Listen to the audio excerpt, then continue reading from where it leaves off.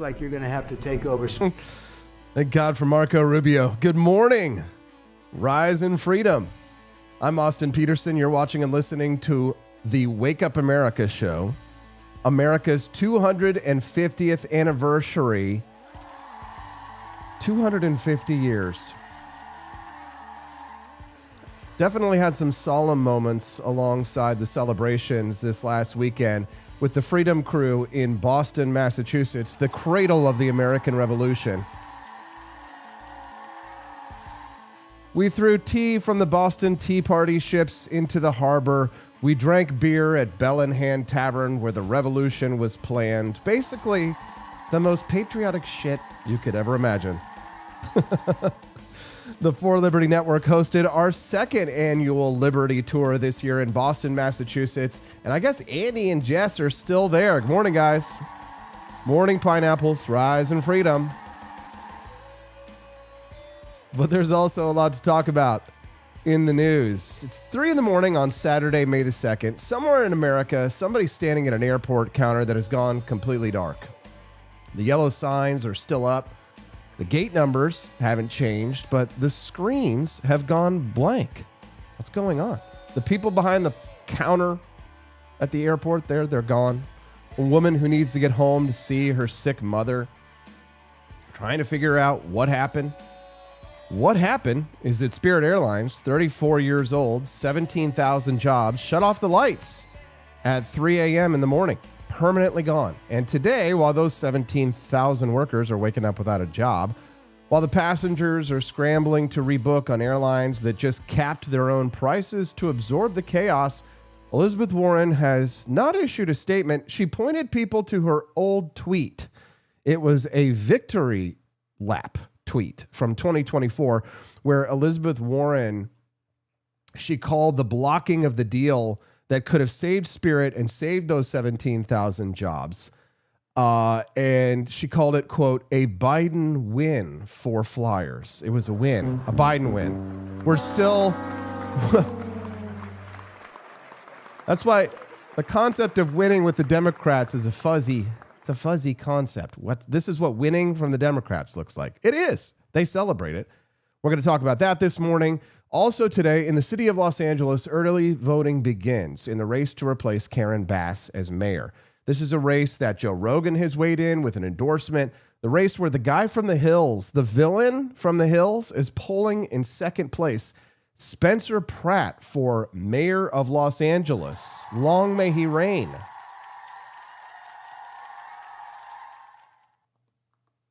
This is where Mayor Bass lives. You notice something? Or here, where Nithya Raman's $3 million mansion sits. They don't have to live in the mess they've created where you live. This is where I live. They let my home burn down. I know what the consequences of failed leadership are. That's why I'm running for mayor. For my sons and the rest of us Angelinos that want to stop these corrupt politicians from destroying our city. We are going to get the golden age of Los Angeles back. God bless Spencer Pratt. And then later this morning, we've got two outstanding guests. John Miltimore of the American Institute for Economic Research in the B1 at 8 a.m. Dan McCarthy, newly minted Distinguished Fellow in Conservative Thought at the Heritage Foundation. Congrats. Last time he was on, he was just with the New York Post. If anybody could save that org, it'll be Dan McCarthy. He's here with us today to break down Wednesday's Supreme Court ruling on the Voting Rights Act that is already reshaping the electoral map around the country. We are already excited to see what's going to happen with the rest. I think Louisiana is going to get rid of that one district. People are mad at Donald Trump, but if Barack Obama is crying on the internet about democracy, this is a man who used the law to throw his competing opponents off of the ballot, who's going to lecture us about gerrymandering and democracy. The senator from Illinois, Chicago, Illinois, is going to lecture us. Anyway, so we've got two ways to make this show even better this morning, but it's optional. You want the upgraded package? You can't. This ain't no Spirit Airlines, baby. This is like flying Delta. There are some upgrades. You can get, if we raise $100 this morning on the Wake Up America show, either in Rumble Rants or in gift subscriptions or in our 250th anniversary merch at forlibertyshop.com, then we'll play a 5-minute Lego-style mini documentary on a revolution hero, American Revolution hero. That will play instead of commercials. If we hit 150, then the Great Grift Off Liberty Loot game show starts. And in the audience, all of you guys play on your phone for real prizes during the live show. I'm Austin Peterson. This is Wake Up America. Let's go. So here's a question that nobody asks at the July 4th cookout. In 250 years of American history, how many of those years were actually peaceful? Not great or prosperous or conflict that's bringing glory to the empire. Actual peace. No active military conflict. No American soldiers dying on a foreign field. No war on the homeland. Just peace. Well, the answer to that question depends on how strict you are with the definition of war, but scholars at the Smithsonian, the Congressional Research Service, and historians who've built year-by-year timelines all land in a range between 12 and 17 years out of 215. 12 to 17. That's not a peaceful republic. That's a bar fight with a flag. The math is brutal. The United States has been at war approximately 93% of our entire existence. If you pick any year since 1776, there's about a 9 in 10 chance that America was fighting somebody somewhere, which means that, America's foreign policy history has roughly the same temperament as a Waffle House at 2:15 in the morning or a Spirit Airlines flight. We have never gone an entire decade without conflict. The only time that we came close was between 1935 and 1940, 5 years of isolationism during the Great Depression, and that stretch ended with Pearl Harbor. So when people talk about American peace as if it is the default setting, they are wrong. War has been the default setting for the United States. Peace has been the exception. If you look at all of human history, by the way, it's about the same. And a serious country, of course, treats these rare things like peace like it's worth protecting, and it is. And let's talk about the peaceful years, what actually happened, because there is a pattern, and it is quite revealing. It's the closest America ever came to a genuine era of peace and national unity was between 1815 and 1819. You see, after the War of 1812 ended, after we had proven that we could fight the British Empire and survive, the country exhaled. A Boston newspaper editor coined a term for it in 1817. They called it the era of good feelings, which today would be rebranded by some political consultant as like National Vibes Week, and they'd have the gayest poster ever. It would be every color of the rainbow.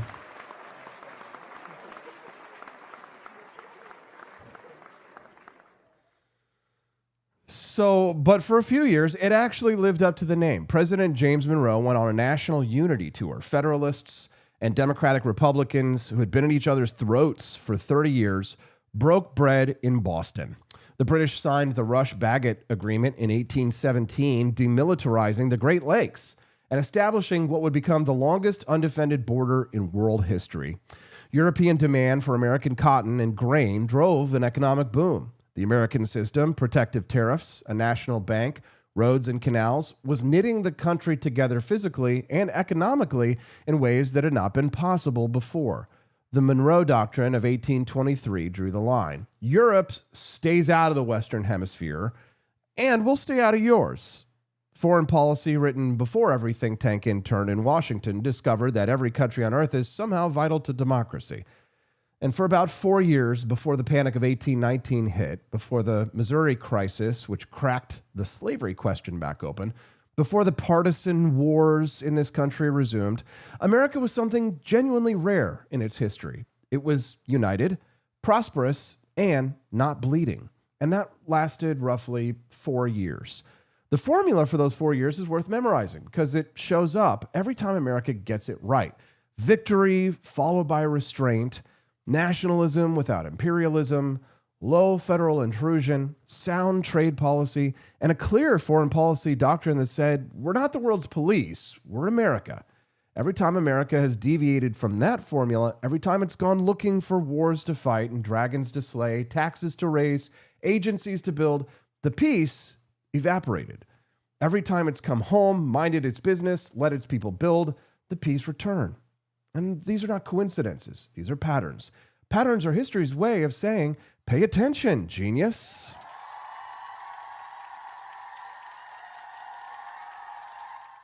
Now, let's talk about the people who made any of this possible, because we've romanticized them to the point where we've forgotten who they actually were. And when you find out who they actually were, it's actually more impressive than the myth. It's not less. The men who fought the Revolutionary War, men like my ancestor, Isaac Wade, they were not professional soldiers. The Continental Army at its peak had roughly 17,000 enlisted men, most of them farmers, craftsmen, small merchants, tradespeople, guys who knew how to grow tobacco, fix wagons, run a general store, and probably build their own house with a hammer, a horse, and a personal grudge against King George. These were great men and women. They weren't exactly trained for combat. They weren't mostly equipped for combat. They were going up against the most powerful professional military on the planet, the British Empire, and they had hunting rifles, borrowed ammunition, and shoes that definitely wore out while they were marching in the snow. It wasn't a Marvel movie. The rebels couldn't find a secret weapon in the third act. Nobody's going to drop a nuclear bomb at the end of this war. These were ordinary men facing the greatest empire on earth with worse logistics than a Spirit Airlines check-in counter, or maybe Frontier. It was like Frontier. It was the Frontier Airlines of armies. Historical estimates suggest that somewhere between 20 and 30% of the colonial population were loyalists, people who actively sided with the British crown against my patriot ancestors. Another roughly 40% were neutral, sitting it out, waiting to see who won. I don't really get political, or I'm a moderate, I'm an independent. Both parties really are the same, aren't they? The Tories and the Patriots. Both of them do wrong, right? The Patriots who actually fought were a minority within a minority. They were betting their lives, betting their farms, betting their families and their entire futures on a document that had no legal standing yet, and an army that had no guarantee of winning. So what motivated these people? Well, historian Mark Lender put it plainly. He wrote, ordinary people became insurgents against the British because they held a sense of rights that the British were violating, rights that stressed local autonomy, fair dealing, and government by consent. They were sensitive to the presence of tyranny, and they saw tyranny not in some abstract political philosophy, but they saw it in their daily lives, in the tax collector at the door, in the soldier quartered in the spare room, in the closed harbor, the shuttered courthouse, and the King's Army marching down Main Street of Boston. Thomas Paine wrote in December of 1776, when the Continental Army was losing, when Washington was in retreat, when enlistments were expiring, men were deserting, these are the times that try men's souls. And then he wrote, the summer soldier and the sunshine patriot will, in this crisis, shrink from the service of his country. But he that stands it now deserves the love and thanks of man and woman. The summer soldier. Do you know the type? Right, the guy who's fired up when the music is playing, the flags are waving, God bless America. Right, they're very patriotic when the consequences are somebody else's problem. But that patriotism vanishes the second that courage has an entry fee and that freedom truly isn't free. It's a hefty effing fee. Thomas Paine wrote that in 1776. The South guys honored it with Team America. And still, it somehow describes half of LinkedIn, most of Congress, and every celebrity who moves to Canada or Ireland until they see the tax rate, then they hustle their asses back down to America. Every patriotic billionaire in California currently headed to Texas and Florida. Where is thou patriotism, sir, for the taxes? The founding patriots were called traitors by the 30% who sided with the crown. They were called radicals by the 40% who just wanted to stay neutral and get along, man. We don't need war, man. We need to be anti-war, man. The good guys, the patriots, my ancestors, they were surveilled. Their property was confiscated. Their businesses were boycotted. Their homes were burned. Loyalist propaganda, which is a fancy term for the British-aligned colonial press, consistently painted men like my ancestor, consistently painted them as dangerous extremists who were going to destabilize the entire social order. Any of that sound familiar? Change the redcoats to bureaucrats, change the royal proclamation to a federal guidance memo, change the loyalist pamphlet to a blue check thread or blue sky, and the basic playbook has not changed much in 250 years. The founding patriots, of course, did not have cable news or the internet, but I'll bet if it had existed at the time, Benjamin Franklin would have had a podcast. It would have been called the Wake Up America Show with Benjamin Franklin. The founding patriots, they may not have had access to the technology that we have today, but they did have the pamphlet, which was kind of the social media of its day, except with better sentences and fewer men named Resistance Dad or Crunchy Wine Mama 420 yelling about democracy, man. No kings, man. Oh, King Charles. Welcome, Your Majesty. The Patriots in the 18th century had Thomas Paine. They had the Federalist Papers. They had Patrick Henry standing in a Virginia church and saying words that still echo 250 years later. The difference between them and us is not that they were braver in some abstract sense. The difference is that they understood at a bone-deep level that nobody was coming to save them. There was no cavalry. There was no friendly superpower to call in an airstrike. There was no Supreme Court fairy who would sprinkle constitutional dust on the problem and make tyranny go away. It was them. It was always going to be them. No one else would be guaranteeing their rights. They calculated the great risks if they lost, and guess what they did? They did it anyway. They did it anyway.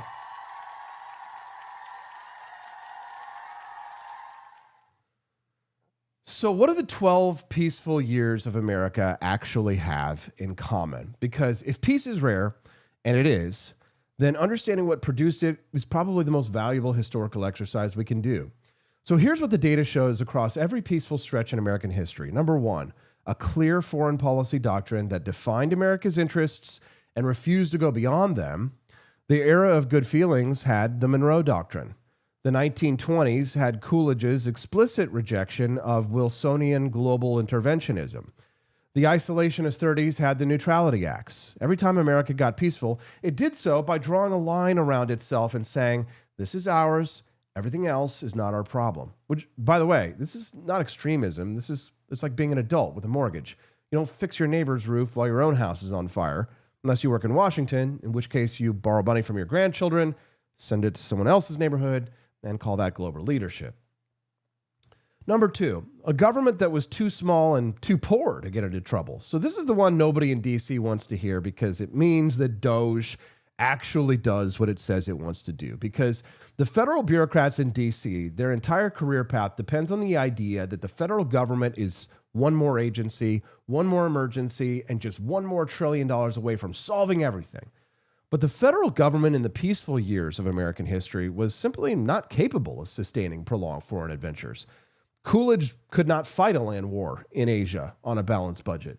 Monroe could not station troops on 3 continents when the whole federal apparatus would fit in a single building. The size of the government and the frequency of war have historically moved together. Small government means fewer wars. That's 250 years of data. So the empire itself does not run on patriotism alone. It runs on taxes, debt, bureaucracy, and people with lanyards who say stakeholder engagement. So national unity around a shared identity that transcended partisan politics. The era of good feelings in this country happened because the Federalist Party collapsed, and for a few years, there was effectively one party. Not because one-party government is healthy or good or naturally leads to these consequences, but because the underlying argument about what America was had at least temporarily been settled. Americans in 1817 agreed on the basics. They agreed on the Constitution. They agreed on the flag. They agreed that they were Americans first and partisans second. That consensus, of course, did not last because the slavery question would eventually shatter it. But while it held, the country flourished. Now, we're not in the 12 peaceful years. We're not in an era of good feelings. We have a $36 trillion national debt that funds a government capable of projecting force on every continent simultaneously, while somehow still being unable to answer the phone at the IRS. Wah, wah. They can blow up Iran, but they can't get your tax refund to you on time. We have an administrative state that spent decades making itself impossible to dismantle, like a couch that got wedged in the stairwell, and now it's claiming civil service protections and demanding asylum and welfare. So we have political and cultural divisions in this country that in some ways mirror the loyalist patriot split of 1776 more closely than any period since. And we have a class of people in Washington, agency heads, career officials, professional bureaucrats, who have made it very clear in recent years they believe the laws that govern the rest of the U.S. does not apply to them. But here's the other thing that the data shows, and this is the part that should make you want to fight rather than be blackpilled and just give up. America has come back from a lot worse. The country that survived Valley Forge, where Washington's men were literally dying of cold and starvation with no shoes and no promise of winning, does not go quietly. The Patriots of 1776 were a tiny minority. They were outgunned, outfunded, and outmanned. They were fighting an empire that controlled a quarter of the Earth's surface, and they won.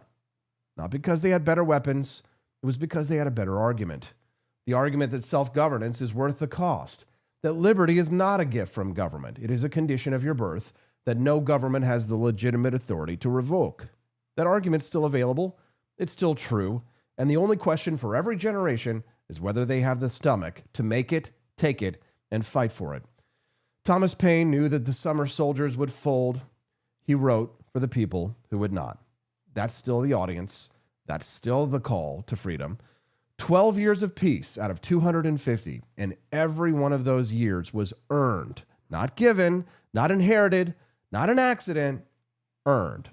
The next peaceful year is earned the same way the last one was, with the same argument, the same resolve, and the same refusal to become the summer soldier who loves liberty only when it comes with a day off and a beer commercial.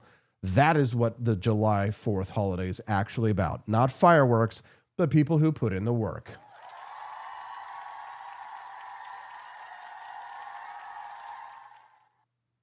If you're just tuning into the Wake Up America show, good morning. I'm your host, Austin Peterson. We're glad and thankful to have you here. Click the like button if you haven't already. We'd love to have you be a regular guest of the Wake Up America show. You can come back and join us 5 days a week, Monday through Friday, 7 to 9 a.m. Central Time is the Wake Up America show schedule.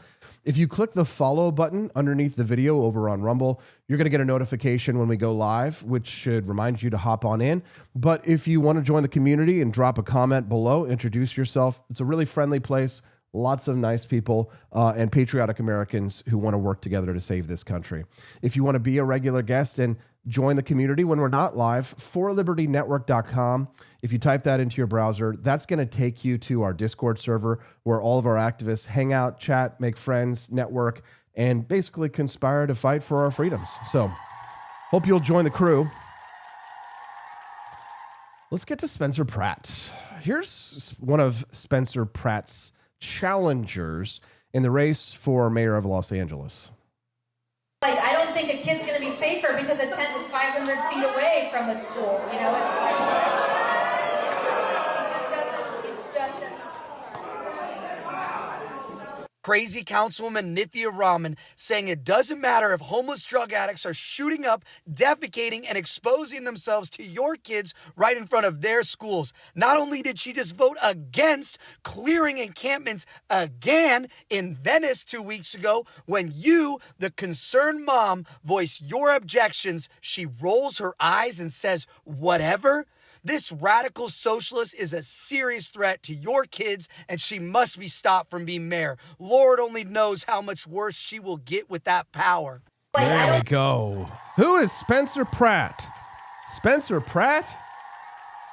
Yeah, Spencer Pratt, the guy from the hills, the reality TV show villain, the crystal collecting, Heidi Montag marrying tabloid fixture. He spent 15 years being famous for being famous. But now if you stopped right there, you would miss one of the most important and most interesting political stories in America right now. Because what Spencer Pratt is doing in Los Angeles in 2026 is exactly what Donald Trump did in Manhattan in 2015. walking into a political machine that's been protecting itself for decades and saying out loud the things that everyone else is either too scared, too bought off, or too busy applying for a nonprofit grant to say. Pratt is running for mayor of Los Angeles. He announced on January 7th, 1 year to the day, when the Palisades fire burned his house to the ground, while Karen Bass was in Ghana. Because apparently when LA is on fire, City Hall's first instinct is to check Google flights. He filed. He started showing up. He's got the best campaign ads I've seen this year. The numbers started moving. Pratt raised nearly $540,000 in his first reporting period, which is more than the incumbent mayor of the second largest city in the United States. Bass, she raised $495,000. So that means that the guy from the hills outraised the sitting mayor of LA, which is the kind of sentence that sounds insane until you remember that the sitting mayor of LA has been running the city like a disaster movie with a DEI consultant.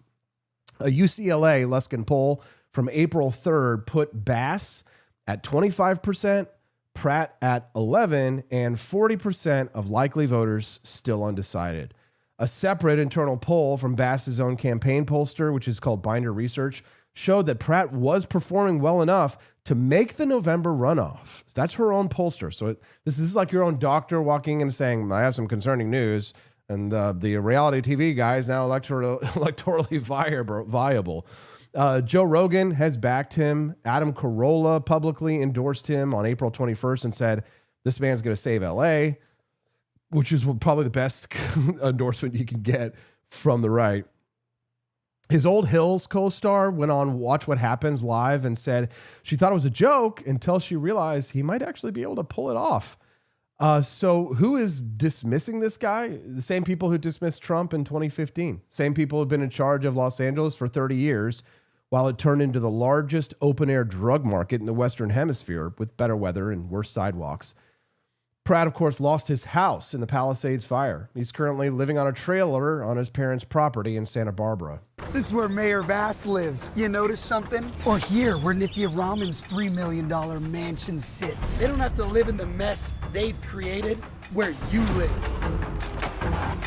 This is where I live. They let my home burn down. I know what the consequences of failed leadership are. That's why I'm running for mayor. For my sons and the rest of us Angelinos that want to stop these corrupt politicians from destroying our city. We are going to get the golden age of Los Angeles back. If you're running for office this year, or if you know anyone who's running for office this year, have them watch Spencer Pratt, or better yet, just, if you've got a libertarian nationalist person who's running for office this year, contact us.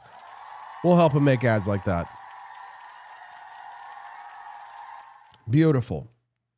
So here's the story. It went viral last week, and obviously I was out, so we're talking about it now. On April 22nd, Pratt went on the Adam Carolla show and described what a law enforcement source had told him, that a police officer was at a community event near a school, and a homeless man who was crazed, he was urinating, defecating on the street in front of children. Officers got him under control.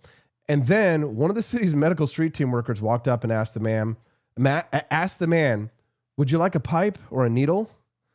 And the cop said, excuse me? Which is exactly the correct response when you realize you're not in a public health program. You're in a Portlandia sketch that got funding from the county. The health worker said, yes, we can give him a pipe or a needle. Right there, in front of the school, in front of those kids. Apparently, Los Angeles has moved past DARE programs, and now the city's drug policy is multiple choice. You can have no drugs, or kids, you can have some drugs. The Libertarian Party would love this. Heroin to the 5-year-olds, apparently. You're spending $1 billion giving money to drug addicts who are buying drugs with the money, and you know that. Well, yes, that's right. You're spending $1 billion giving money to drug addicts who are buying drugs with the money, and you know that. Well, yes. Well, yes. Yes.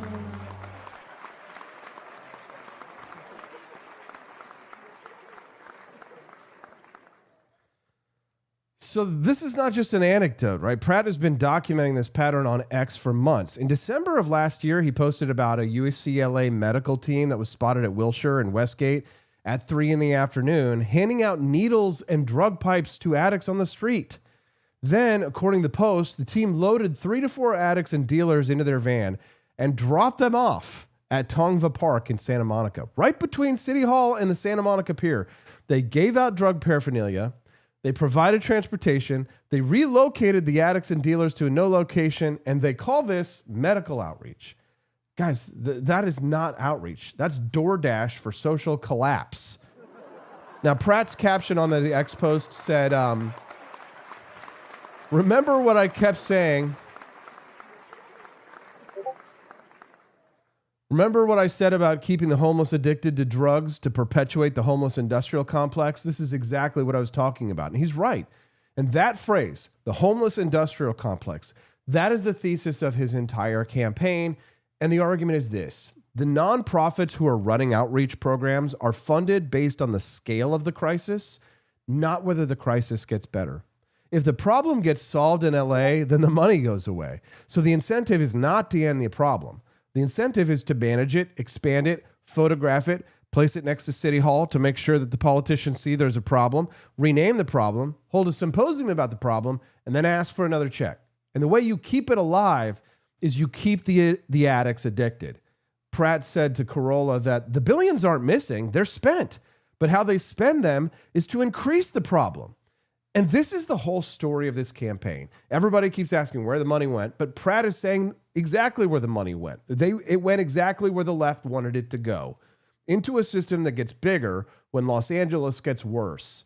California's homeless population has increased 60% since 2015. Just 11 years, 60%. Despite billions in federal and state funding flowing into cities like Los Angeles during that same period, it increased 60%. Guys, that is not a policy failure. That is a policy result. A system is designed to do what it does. The result of the system is what the system is designed for.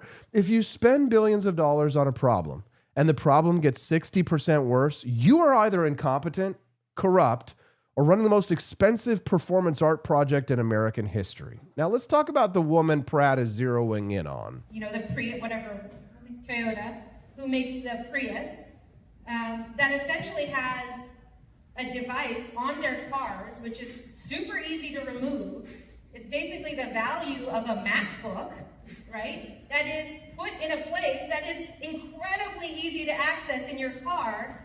And then the thefts related to this issue have essentially, all of the costs of that are given to us to bear, instead of them having to manufacture a car that actually is not so easy to be stolen. So it's Toyota's fault that people are stealing the rare earth minerals. If they would just build the Toyota Prius with the anti-theft technology, maybe we wouldn't be stealing from you. So yeah, Karen Bass, the actual mayor of LA, she's really yesterday's problem. The person who might actually be more dangerous for Los Angeles if she wins this race is Nithya Raman. Raman is a city council member. She's a member of the Democratic Socialists of Los Angeles, which is basically a resume booster if your goal is to make normal people wonder whether the city council is being run by a grad school seminar that ran out of adult supervision. The Los Angeles Police Protective League, the cop union, said about this woman, if political backstabbing were a crime, Nithya Raman would be a wanted fugitive. And she's running for mayor of Los Angeles against Spencer Pratt. And her record is something that every Angelino needs to know before they vote. The Los Angeles City Council voted on Ordinance 4118 back in 21 and 22. This is a city law that banned homeless encampments within 500 feet of schools and daycare centers. The council passed it 11-3. Nithya Raman was, of course, one of the 3 votes against it. She voted against keeping homeless encampments away from schools. Listen, don't take my word for it. I don't think a kid's going to be safer because a tent is 500 feet away from a school. You know, it just doesn't. Crazy Councilwoman Nithya Raman saying it doesn't matter if homeless drug addicts are Get her, Spencer, right? So they looked at these encampments near kids' school campuses, and they said directly, I don't think a kid's going to be safer if they're 10 or 5 or 500 feet away from school. It's really hard to get access. I'm just saying, if you're going to do drugs, it's really hard. It's hard to do it in front of kids if you're 500, 1,000 feet away, right? Of course, the room booter there, and they were right, because if you can't understand why parents want a drug encampment 500 feet away from their children instead of just 10 feet away, you have no business running a city, right? You should just be running a podcast. He said ironic, without a hint of irony. So Pratt, he described on the John Cobalt show what parents in Ramon's own district had messaged him about these specific encampments near their schools where rival gangs had taken over tents, charged the actual homeless residents rent to sleep in their own tents, and then they were selling fentanyl through a hole in the tent next to an elementary school. Right? Ramon's position was that moving them 500 feet would not matter. Pratt's response, of course, the correct one. This woman has no problem with gangs selling fentanyl anywhere near a school. That is truly terrifying. And then, actually, a couple of weeks ago, I think Ramon did it again. There was a motion that came to the council floor to establish an anti-camping zone along a strip of Venice Beach where cops and fire had responded to 40 calls in the past year for assaults, overdoses, and fires. A witness who was at Venice Beach when one of these incidents broke out told the local news, "It was absolutely crazy. I watched a guy get shot and killed across the street." Ramon voted no to regulate the encampment because 40 emergency calls, overdoses, fires, assaults, and a shooting are not enough to clear the progressive threshold for maybe this is bad. Even Karen Bass's own press release on this one, she released one that released a statement on Nithya Raman that said, this is who she is. Like, Councilmember Raman opposes the law prohibiting encampments next to schools and had voted against hundreds of cleanups. This is just another example of her taking us backwards. So the incumbent Democratic mayor of Los Angeles says her Democratic socialist challenger is too radical. I saw Barney Frank came out of hospice yesterday with his dying breath. He says that the party has gone too far to the left. Barney, his nipples protruding. Disgusting. So here's why this is not just a Los Angeles story and why we're talking about it here on the Wake Up America show, is because what's happening in Los Angeles is the logical end state of progressive governance that's applied to a major American city without serious opposition for 30 years. And the rest of America's cities, we should be watching this in real time and try not to feel like a horror movie, but we're like yelling, "Do not open that door," right? And the city council opens the door. They feed the monster. It's like the stupid bitch in those movies who's like, oh, like the like little alien creature comes in. He's like, "Oh, he's so cute," and then it like gloms onto her hand, and she's like, "Ah!" Sorry, I mean it's Hollywood, guys. I know that you guys are tired. People say they're tired of theater kids and politics, but I disagree. Finally, we've got some theater kids of our own. So, where was I? So you got an incumbent mayor. She was in Ghana when the Palisades fire broke out. She's presided over a city with more than 41,000 people on the streets. You've got this far left challenger, Nithya Raman, who voted against keeping drug encampments away from schools. So she's the part of the child heroin caucus in the Democratic Party. She votes against hundreds of cleanups. She tells parents to their faces proximity to an encampment does not make their children less safe. You've got government-funded medical street teams handing out drug pipes and needles, loading addicts and dealers into vans, relocating them across the city. And you have a system that spent billions and produced a 60% increase in the problem it was supposed to solve. That's, you take the government money and you make things worse. All right. Pratt also, he was on the John Cobalt show, and I actually think that this thing, what he said didn't get enough attention, it's called the body broker angle. So Pratt claims that most of the people who are sleeping on the streets in California are not from California. He says they were bussed in by body brokers, which are people who are paid per head by homeless service organizations. And his argument is that if a mayor shuts down the NGO money pipeline, that those body brokers will load their clients back on buses and take them to the next soft city. Because the addicts are not the product. The addicts in the system are the inventory. The product is the government contract. And this is the moral horror of this whole system, right? It doesn't need to solve homelessness. It needs homelessness to stay profitable. Spencer Pratt's 1-week plan is to bring the IRS criminal investigation team into City Hall and open cases on every homeless NGO in Los Angeles. God bless you, Spencer. We need a miracle, man. Full transparency, follow the money, right? And in the middle of all this, right, here is the Hills guy looking like the most beautiful American I've ever seen.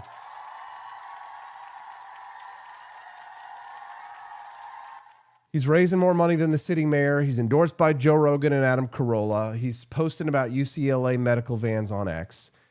This is what happens when the political class gets so detached from reality that the outsider is the only person willing to name it. So the primary is June 2nd. If Pratt finishes in the top 2 in California's jungle primary, and the polling is saying right now that he might, then he goes to November. And then the question for Los Angeles is the same question every American city is eventually going to have to answer. Do you keep funding the system that makes this problem, or do you burn that system down and start over with someone who has nothing to lose and no one to protect? So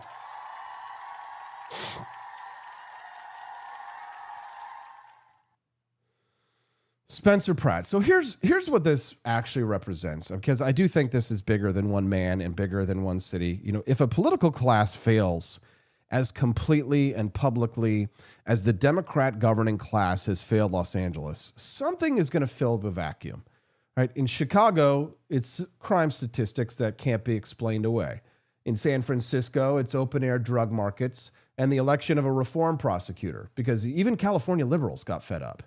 And in Los Angeles right now, it's a 42-year-old reality TV villain who stood in the ash of his house, decided to run for mayor. And the establishment will tell you he's a dangerous man. They'll tell you he's a racist. They'll tell you that he is a white, patriarchal, colonialist. Right? They'll say governance is actually very complicated. You need smart people, experts who understand the systems. And to that I say, look at the systems they built. Look at the people who understand them. Look what the people who understand things. Look what the experts have built. You've got a city with $1 billion deficit. You've got a homeless crisis that's gotten worse every single year for a decade. A mayor who was in Ghana when her city was burning.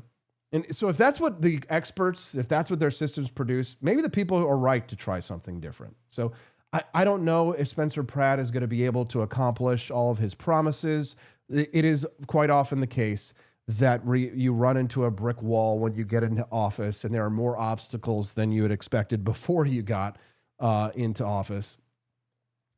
But I'm going to tell you that right now, if you live in Los Angeles, if you're tired of watching your city burn while your mayor's on another continent, early voting is open today, starting today. Make your voice heard.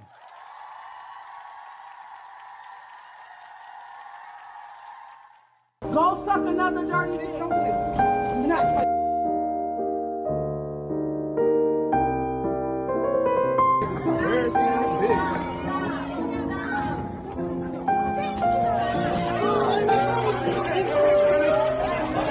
Fuck out of here, you dirty bitch.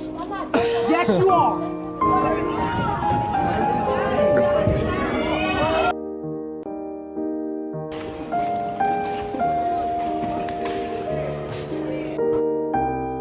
Goodbye, Spirit Airlines. Rest in peace.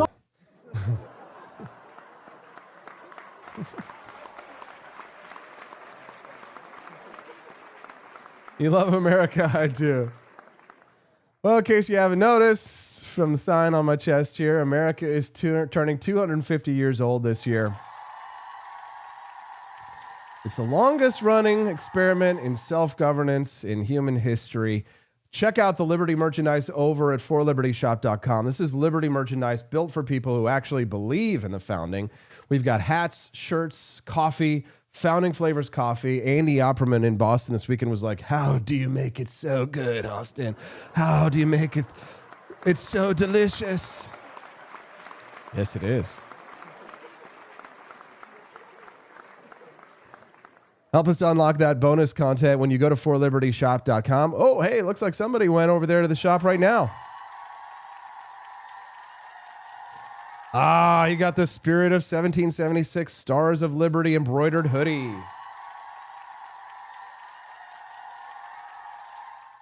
Stars of, let me see if I can pull it up. There it is. The Spirit of 1776. I love it. Hey, Colton, if you're listening right now, good job on that AI image with the 1776 embroidered hoodie there. Beautiful. You'll love it. If you're looking for great 250th anniversary products, head on over to forlibertyshop.com. We've now raised $42 towards today's bonus content. Let's go. So we're about halfway there this morning. When you go to forlibertyshop.com and make a purchase during this live show, every dollar that you spend adds up until we hit $100 when the unlockables start being unlocked. So hit that bonus content level. Hit the shop at forlibertyshop.com. Support the For Liberty Network and our mission to take over the government and leave everyone alone.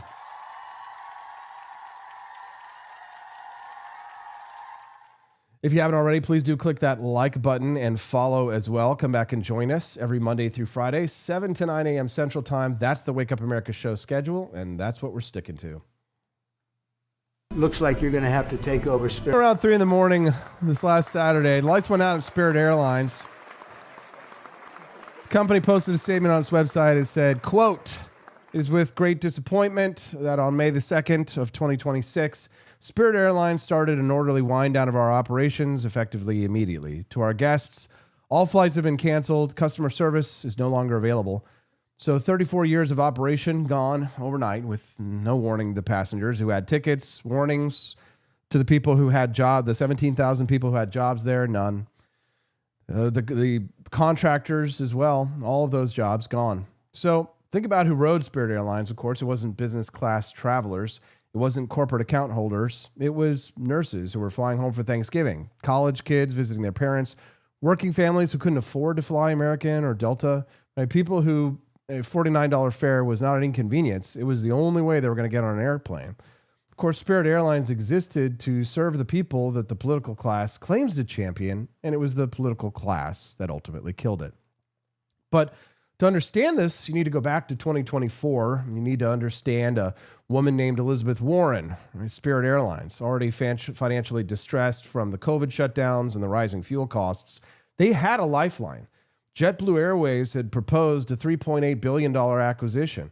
The deal would have combined two smaller carriers into a more competitive entity capable of going up against the Big Four. The analysts of the time, they said that the math worked. And then Elizabeth Warren made a move.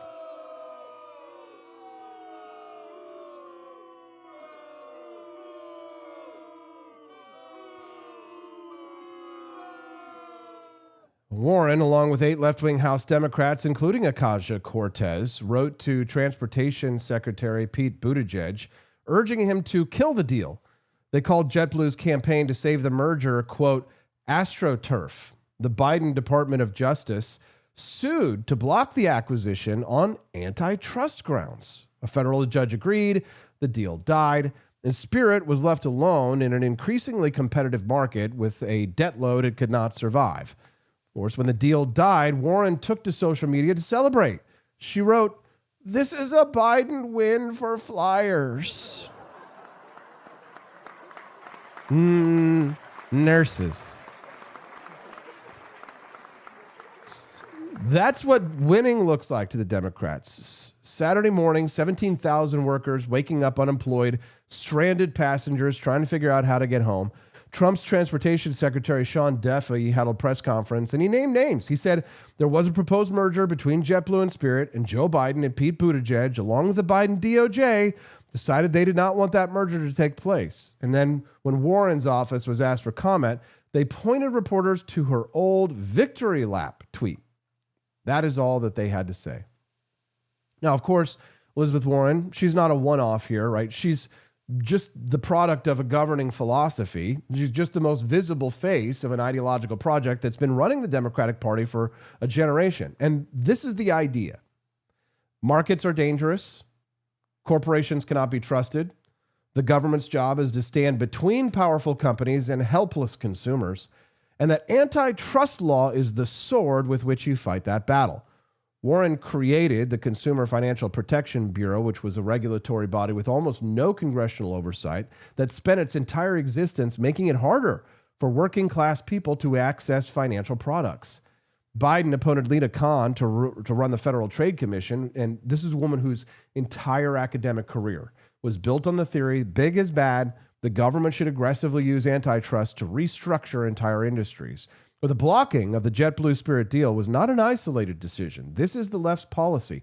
This is their ideology in action.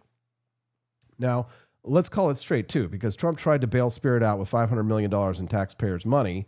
Thank God that deal fell apart at the last minute. And my view on it is this. There's a difference between trying to rescue a company that the government itself destroyed and then handing out corporate welfare to winners. Because when the government breaks something, there is an argument for making it right, but that is not the same as government deciding which businesses succeed in the first place. And the Warren model does both.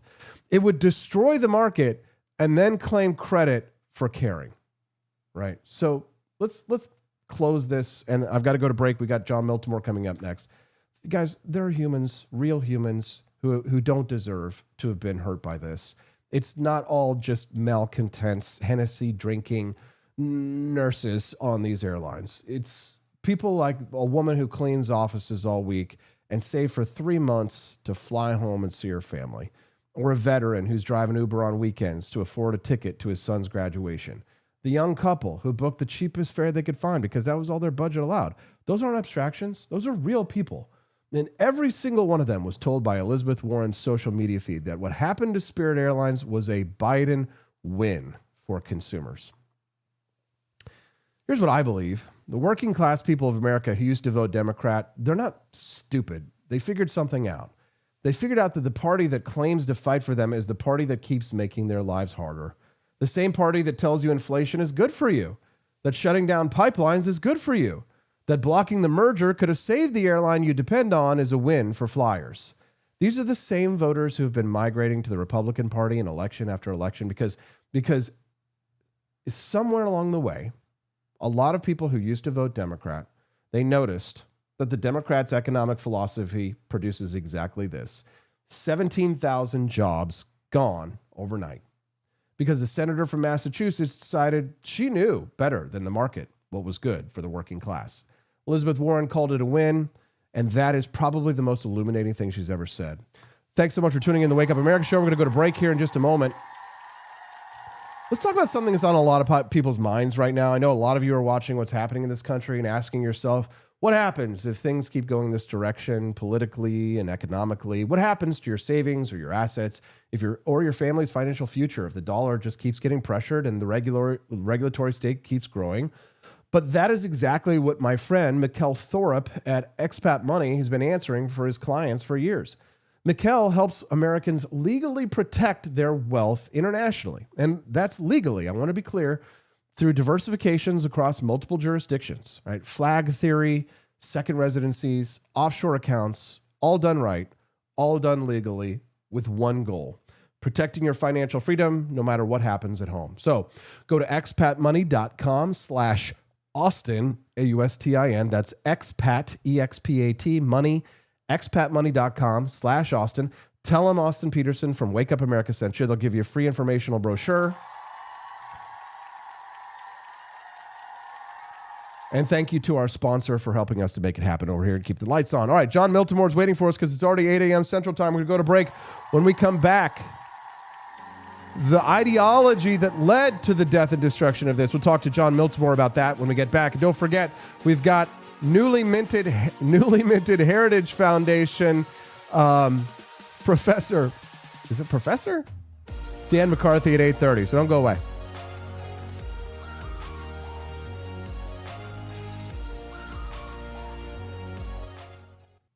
Washington spent 8 years making sure nobody knew where he was.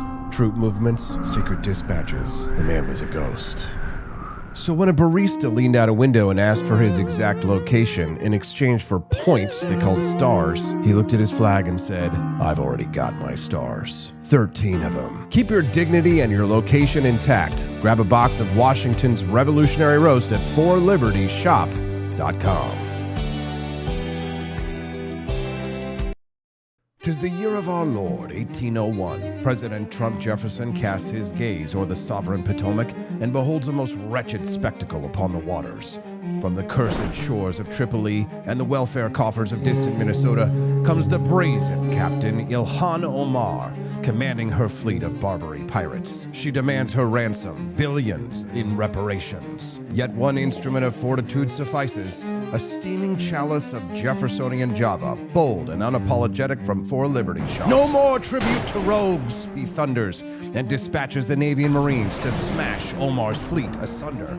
Trump Jefferson stands triumphant as Omar's plunder meets the end it deserved back in Minnesota. Jeffersonian Java, the coffee that gives true Americans the courage to refuse tribute and rebuke fraud.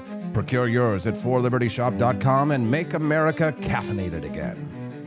In a city where businesses never sleep, the technology still crashes. When technology turns criminal, they send up the signal. He's not a myth, and he's definitely not your nephew who knows computers. He installs, he protects, he backs it up. He keeps your business online and out of trouble. Managed IT, security, cloud, support that actually answers the phone. Layer 8 tech. When your network breaks, he wakes. Call Drew before your tech needs a rescue signal.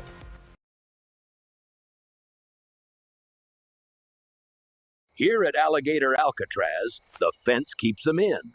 But slip up, and you're on my plate. Looks like breakfast is making a run for it. We got 3 hot meals trying to check out early from Alligator Alcatraz.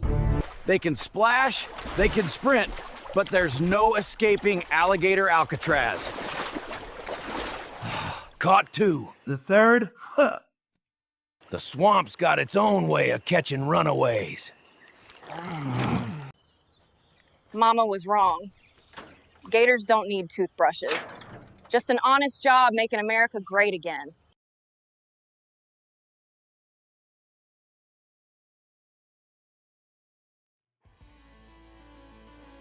Thanks for sticking around. I'm Austin Petersen. You're watching and listening to the Wake Up America show. And John Miltimore is here with us on Monday, writer and editor, the American Institute for Economic Research. Good morning, John. How you doing, sir? Good morning, AP. Happy Monday. Glad to have you here, sir. Good to be with you. John, Spirit Airlines, right? It's like, obviously, there's a ubiquitous joke about people fighting each other, right? One particular class of people are looking at the Spirit Airlines and saying, oh, maybe it's a good thing that it died. But as much as I kind of like to laugh at all the hijinks and shenanigans and fight videos that come out of those, and as entertaining as they are, there's very deep, serious, philosophical problem, political problem that we face in the United States that led to the demise. It's not as if it died on its own because of poor quality or customer service or interest. Spirit Airlines was murdered, in my opinion. Would you agree with that assessment? Oh, 100%. And, The Atlantic put it pretty good, I thought. They said the only thing worse than Spirit Airlines is a world without Spirit Airlines. And I get it. The joke is it was a cheap airline, and there's a million ways. They give you these deep, cheap tickets, but then try to, oh, you're going to pay this for a bag. You got to do this, and it wasn't the best flying experience. I might have flown Spirit once because and it wasn't a disaster or anything. But it's one of those airlines. I think the reputation was deserved. It was kind of poorly managed and not the best of flight experiences. All that said, it was a very important airline because people of more modest means who needed to fly had a cheap alternative to fly. Like some people can't afford to pony up sometimes, and they need to get somewhere, and they could get those really cheap airline tickets, and then they wouldn't get like, even the basic service, but they have a way to get from point A to point B. I know people like that, and like sometimes they'd fly, and I'm like, oh, you're flying Spirit. I'm sorry, I'd make a joke, but at that point in their life, they just didn't have a lot of money, and it was a good way to get around, maybe the only way to get around for them. And what happened is we had a merger that was going to take place. JetBlue was going to absorb Spirit Airlines, and you had politicians in Washington like, no, we're not going to let that happen. We're not going to let JetBlue. And all the reasons they gave to prevent it said, oh, it's going to hurt competition. It's going to do X and Y and Z. We're protecting consumers. Now Spirit's out of the game entirely, and the big airlines are the ones that are going to benefit. There's going to be their ticket prices for them are going to go up. There's going to be less supply of airlines. So Americans are losing an affordable option. And it was all because you had a few politicians in Lena Khan and Elizabeth Warren and Joe Biden's, White House that didn't like the idea of JetBlue absorbing Spirit Airlines because they have some really bizarre ideas on antitrust. Yeah, it is. They are bizarre ideas on antitrust because I wasn't the greatest math student, John, but I could say that like if you had combined JetBlue with Spirit Airlines, it would not have been the biggest airline, not even by a stretch. There was no mathematical scenario where JetBlue and Spirit were suddenly going to dominate the market. So why would they do this, John? Is it ideology, corruption, both? It's ideology, I think, first and foremost. They don't like the idea of bigness. Now, if you look at the history of antitrust, I wrote about this not very long ago. In schools, we learned that you have the progressive era. Politicians, both Democrat and Republican, by the way. If you look at the Sherman Antitrust Act, bipartisan. Like you might have had one Republican in the Senate that voted against it, but you had politicians that said, well, we can't have big companies like John Rockefeller, Standard Oil that dominate the market like this.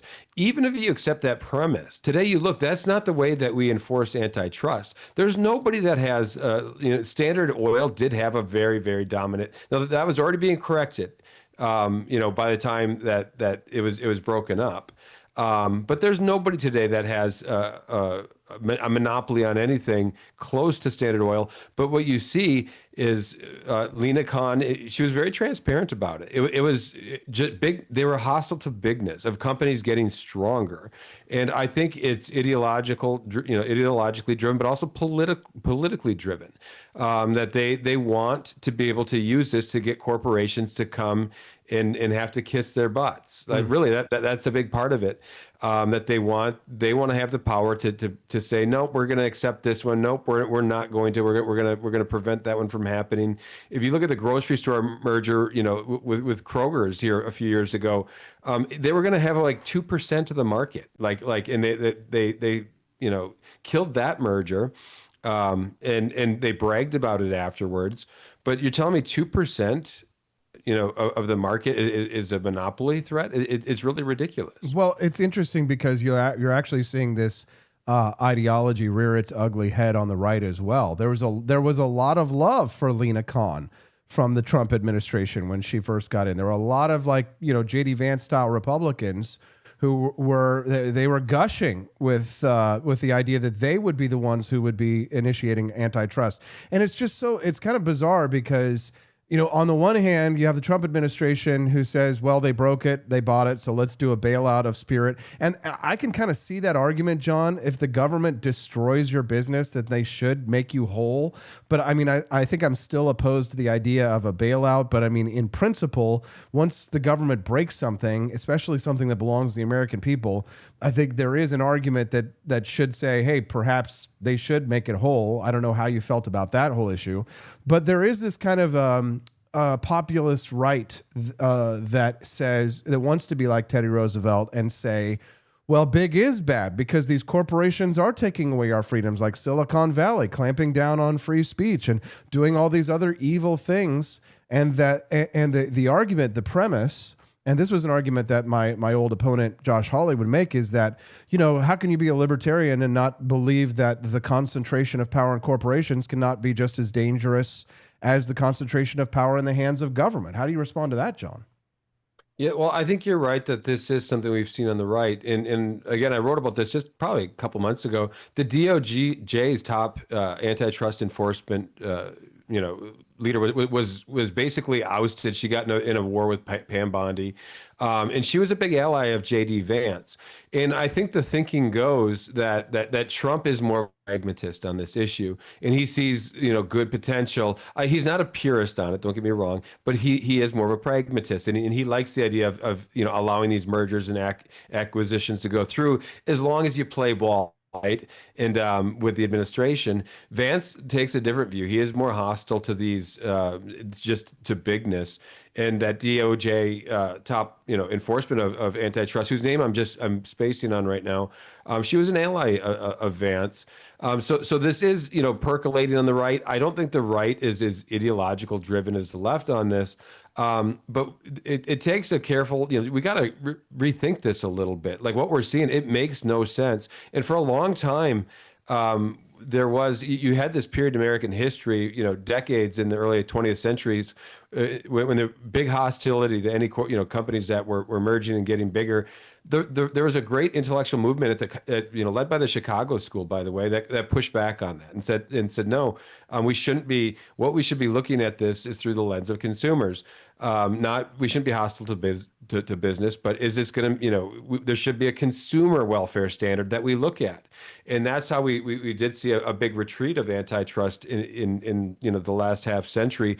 But that the consumer welfare standard's kind of out the door right now. I don't see a lot of politicians that are aware of it or talking about it. It seems to be more like driven by politics. But again, these companies none of them are Standard Oil. These aren't really trusts in the sense that if you go back and look a century ago, these aren't monopolies. Well, so do you then, is there some point when you think, John, like a monopoly should be broken up? Is there any kind of circumstance, the way you were talking about Standard Oil, for example, would you have agreed with the government breaking up that monopoly? No, and here's why. If you look at where monopolies do exist today, they're almost all driven by government. And if we're really serious, if we look at monopolies as a problem, that's the first step to get the government out of this business. Because the market is going to be a better way to ensure that there's no monopoly. The market's going to do that much better than government. And there was a book written, mid 90s on this issue. If you look at, he examined, he was an economist. He examined probably 60, 70 monopolies. They were all government driven monopolies in the sense that this is how you end up with somebody that does have a corner on the market. It's because they're able to convince politicians to give them protection. But even take the greatest textbook example there is of Standard Oil. By the time Standard Oil was broke up, the market had already corrected it. It was getting fierce competition on every side, and their market share had plummeted from the 80% plus down to it was below 20%. John, I want to switch gears here this morning because you wrote an article over on Substack that I found fascinating about Billy Corgan from Smashing Pumpkins. He's not exactly somebody who you'd expect to show up in economics lesson, but this is the second time that we've mentioned Billy Corgan because he's been saying all these really fascinating things on podcasts recently. A couple of weeks ago, I spoke to this comedian named Gerard Michaels, who was talking about this concept of white boy rage from the 1990s was too potent to force. And so the CIA and the other powers that be put rap stars on MTV to get rid of rock and roll music because white boys like you and I were becoming too powerful and united. And so they went into the inner cities and found the rap stars to put on MTV. But I'm not sure if I believe that theory, but he has another theory that he was talking about that you found perhaps more credible. Yeah, I hadn't even heard that, but it sounds like something the CIA just actually might do. But no, Billy Corgan, if you listen to him, very smart guy. Yeah. And he's also a very interesting guy. I don't know if he has any politics or any ideology, but basically, what my article talked about, he had a great lesson on subjective value, and it came because there was this song that was released is a promotional release in about 1997. The beginning is the end is the beginning, And you know, I'm a Pumpkins fan. I was vaguely aware of this song. It came out with the movie Batman and Robin in 97. Do you remember that movie, Austin? I was that the one where they were kind of like gay and they had like the sort of homoerotic suits. That's not a bad way to put it. It was a terrible movie. I'll say that. Yeah. Joel I think I Schumacher avoid directed it. that movie. When I see a movie is obviously bad, I don't watch it. Yeah, I walked out of it. No, but it was a box office hit. It made almost 300 million at the box office. But the Smashing Pumpkins song that accompanied the movie, it flopped badly. And, you know, no big deal. Like sometimes a song lands, sometimes it doesn't. But what Corgan talked about on this podcast, which is called And the Writer is the name of the podcast. He said 15 years later, the same song was picked up with a different movie, The Watchmen. And I love The Watchmen. I think it's it's an adaptation of the graphic novel. It was an awesome movie. And viewers, and listeners really connected with the trailer, which featured this song, and suddenly it was a huge hit. It was charting on top of iTunes, and fans loved it and were talking about it. And for him, he's like, why? How does that happen? One time you release a song, it's a total flop. Next time it comes out, and suddenly it's a hit. It's a classic immediately. And his takeaway on this is what I think is so important. He said, it's not up to us to assess value. And his lesson for writers is go create art, right? Go make your art, but don't worry too much about how, we can't determine if people find value in that or not. And that is really the essence of subjective value. It's the idea that consumers are ultimately going to decide what value is. I know we look at certain things like water or gold and say, well, that has innate value. But really, value is subjective. The concept of subjective value it's so simple and so basic, but it actually was something of a revolution in economics. Literally, the marginal revolution, they call it. The marginal revolution, yes. But the problem with economics is, John, is that people don't think economics be like it is, but it do.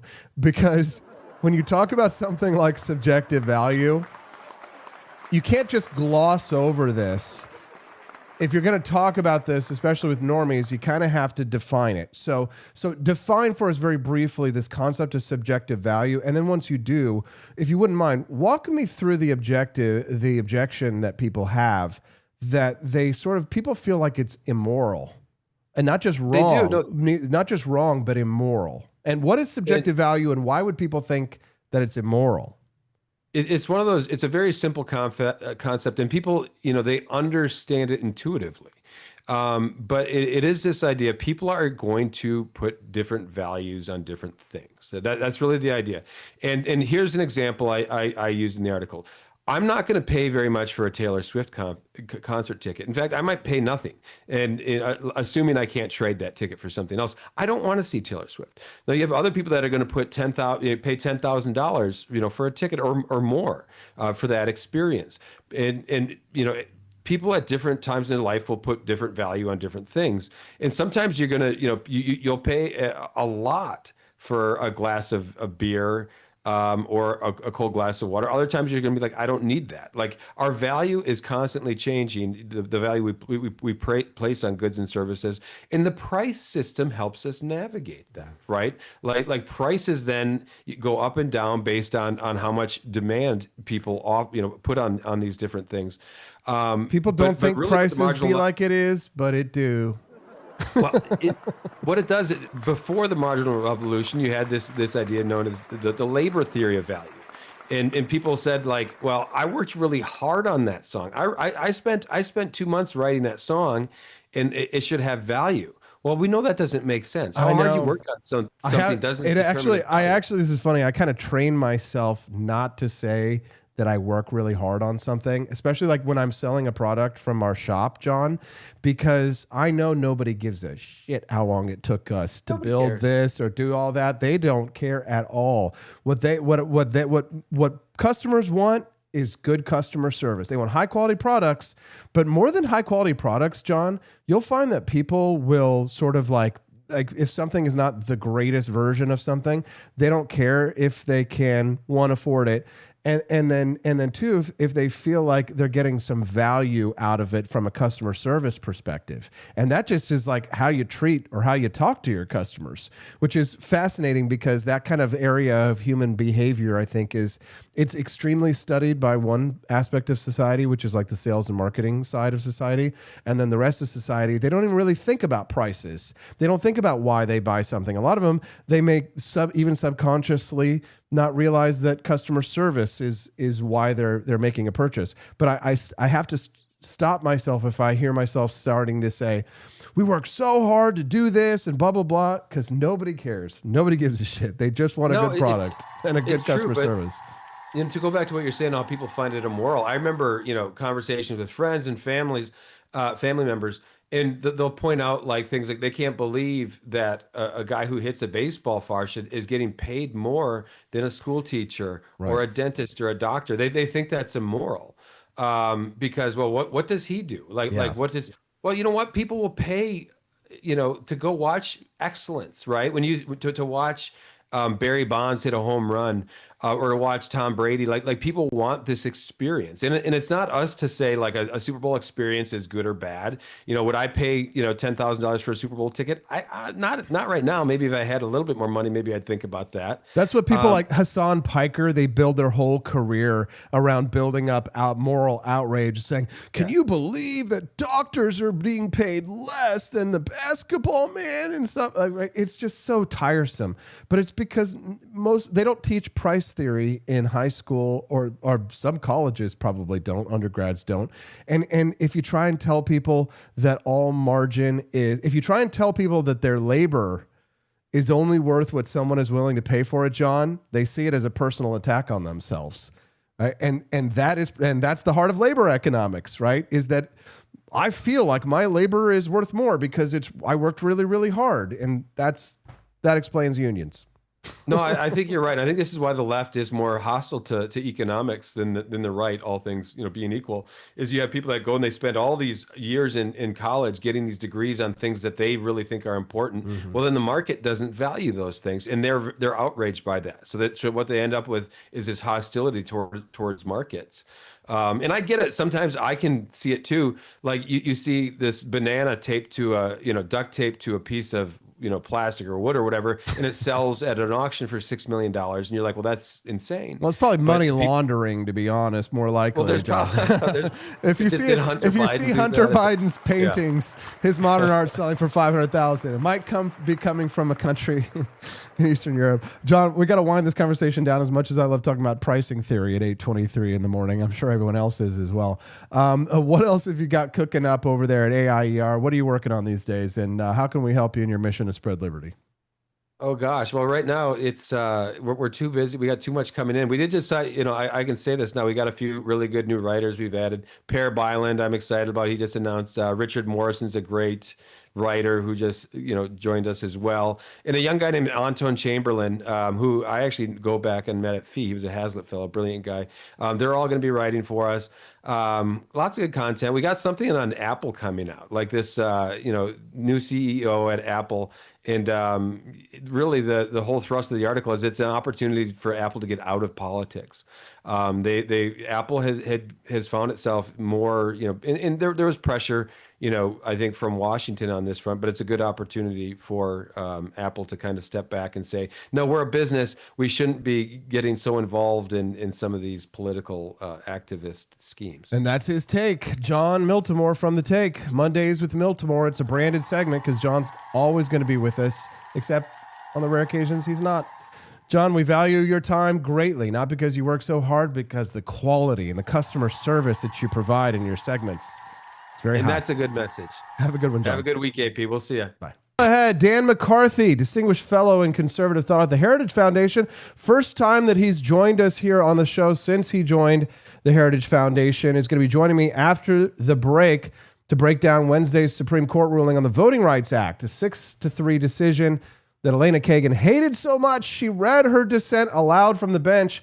Florida redrew its congressional map within 1 hour of that ruling. We're going to tell you what it means, why it matters, why it's big, huge, when we get back from the break. This is the Wake Up America show, and you're watching the 4 Liberty Network.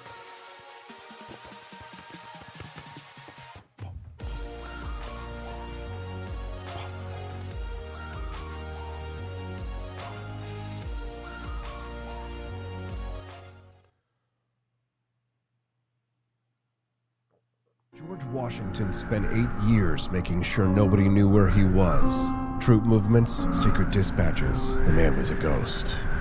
So when a barista leaned out a window and asked for his exact location in exchange for points they called stars, he looked at his flag and said, "I've already got my stars. 13 of them." Keep your dignity and your location intact. Grab a box of Washington's Revolutionary Roast at forlibertyshop.com.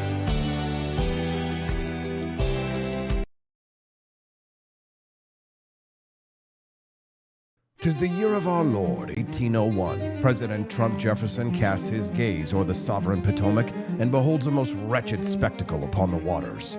From the cursed shores of Tripoli and the welfare coffers of distant Minnesota comes the brazen Captain Ilhan Omar, commanding her fleet of Barbary pirates. She demands her ransom, billions in reparations. Yet one instrument of fortitude suffices, a steaming chalice of Jeffersonian Java, bold and unapologetic from For Liberty Shop. No more tribute to rogues, he thunders, and dispatches the Navy and Marines to smash Omar's fleet asunder.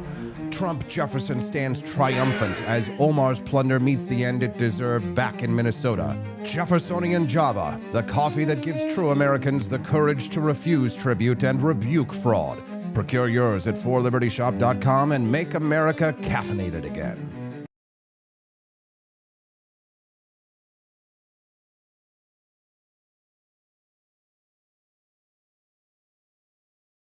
In a city where businesses never sleep, the technology still crashes.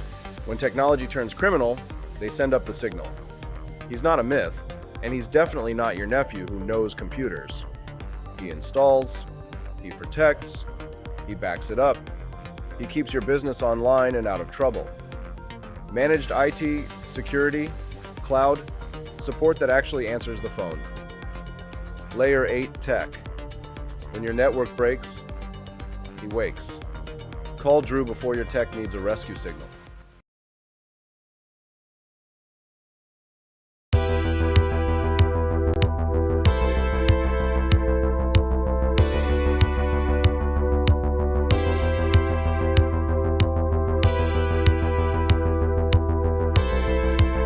Are you tired of the strange radioactive effects of leftist culture?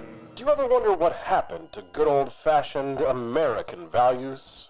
Well, fear no more, because there's a new force fighting back against the cultural rot of today. Introducing Culturama, a right-of-center talk show that's taking back the future today. Hosted by none other than blonde bombshell herself, Daniela Pensack. She's not just talking, she's taking culture back. With sharp takes, brilliant guests, and a few surprises along the way. Tune in to the live video podcast twice a week, because the future doesn't have to be weird. It can be Culturama. If there wasn't going to be somebody who was a fiery champion of liberty, somebody who would get out there and who would be aggressive, and if they wouldn't do it with more fire or passion than I had, then I would go and I would fight this battle for us. I've fought for the principles that we all share. Parties tend to be secondary to me. We're here because we believe in the principles of liberty. I am not a perfect messenger, but I think I'm a damn good one. This is a replica of our first president's flintlock pistol. You have my full support, my respect, and my gun.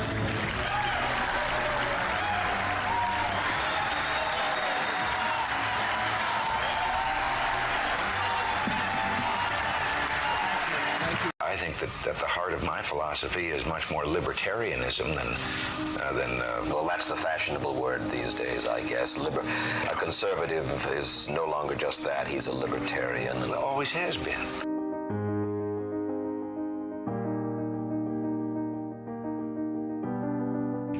Yet any time you and I question the schemes of the do-gooders, we're denounced as being against their humanitarian goals. They say we're always against things, we're never for anything.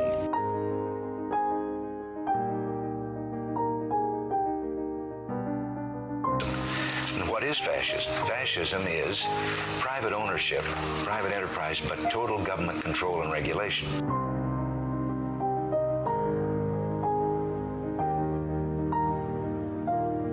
Well, The trouble with our liberal friends is not that they're ignorant. It's just that they know so much that isn't so.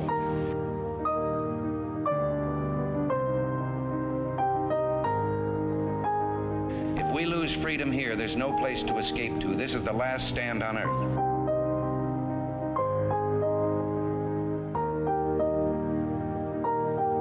This is the issue of this election. Whether we believe in our capacity for self-government or whether we abandon the American Revolution and confess that a little intellectual elite in a far distant capital can plan our lives for us better than we can plan them ourselves.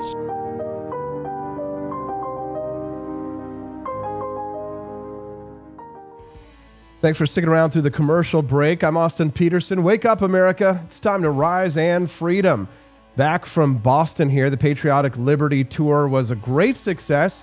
Thank you to everyone who joined us this last weekend. You're not a real libertarian until you've grabbed one of those boxes of tea and thrown it off of the actual ship in Boston Harbor. That should be the new test. Well, Stephanie and I did that this weekend with a bunch of our friends of Liberty. Hope that you'll join us again next year for next year's Liberty Tour. I think everybody just wants to go to Argentina. What's in Argentina? Is there anything happening down there? I have no idea. I think you know. Joining me now, Dan McCarthy, now a distinguished fellow in conservative thought at the B. Kenneth Simon Center for American Studies. We love America. At the Heritage Foundation.